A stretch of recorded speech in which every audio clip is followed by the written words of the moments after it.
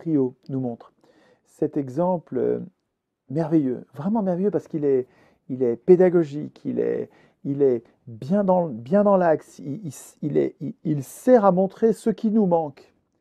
L'exemple réussi des retraites, l'expérience réussie des retraites, où un corps social, notre pays là, la France, a réussi à financer des services, un service public, la retraite, de très grande envergure. 13% du PIB, le PIB c'est 2000 milliards, ça fait 260 milliards par an. C'est beaucoup d'argent. Nous sommes capables de financer un service de 260 milliards par an sans emprunter quoi que ce soit à personne, sans emprunter. On n'a pas besoin de l'argent des riches, on n'a pas besoin de leur emprunter, on n'a pas besoin de payer d'intérêt, on ne doit rien à personne. Simplement, en ayant compris que, bon, l'année prochaine, on sait combien il faut qu'on verse en retraite.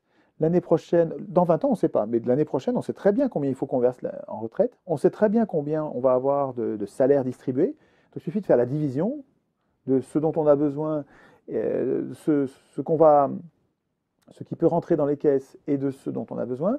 Et on fait la division et on a le taux de cotisation nécessaire pour équilibrer le truc sans gaspillage, sans excédent, sans manque, jamais de trou, jamais de l'équilibre absolu, garanti à vie, parce que chaque année, on calcule le taux des cotisations sur les salaires de l'année pour financer les retraites de l'année.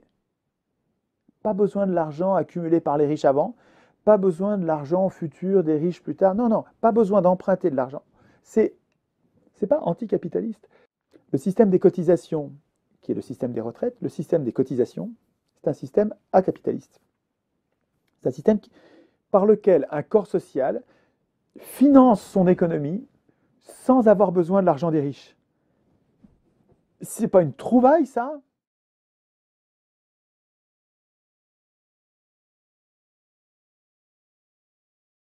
Attends, il est bancal parce qu'on le met en faillite. Ce qu'explique Friot, c'est que dans les années...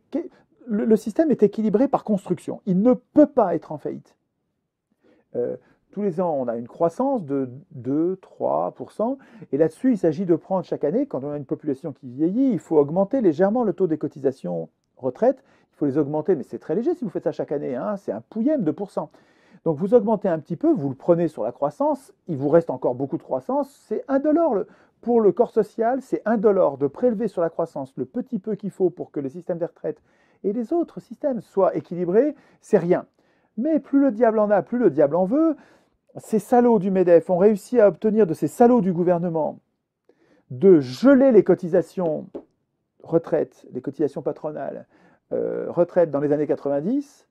Ah non, mais attends, si tu fais ça, tu mets le système en faillite. Oui, ok. Si tu fais ça, oui, si tu respectes pas le système qui fait que le système est toujours équilibré, si tu bloques l'augmentation, l'ajustement permanent des cotisations, effectivement, le système va se mettre à dépenser plus qu'il ne gagne, il va être mis en faillite, mais c'est crapuleux, c'est une faillite volontaire, c'est du sabordage.